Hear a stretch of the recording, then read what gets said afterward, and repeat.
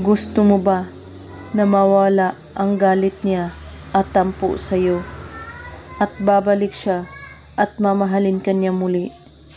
Gawin ito ngayong gabi bago kayo matulog.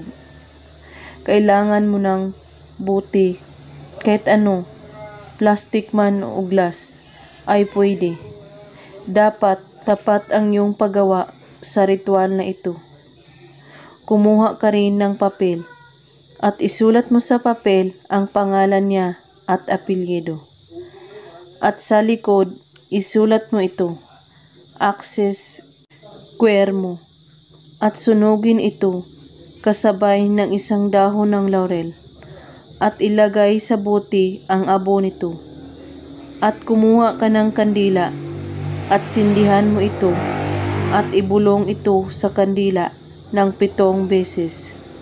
Pangalan, Access Cuermo. Babalik ka sa akin at magmamakaawa. At pagkatapos, ihipan mo ang kandila at ang natira nito, ilagay ito sa bote. At lagyan mo rin ito ng insekto, kahit anong klase po. At takpan mo ito at ibaon mo ito sa lupa. Pag-ising mo sa umaga, saka mo ito ibaon. At huwag mo itong gawing laro dahil napakapangyarihan ito. Kailangan walang ibang makakaalam nito at makakakita sa iyong ginawang ritual. At kailangan gumawa kayo nito, buo ang inyong paniniwala, walang ibang iniisip at pagdududa. At kung may katanungan po kayo ay magko-comment lang po sa ibaba.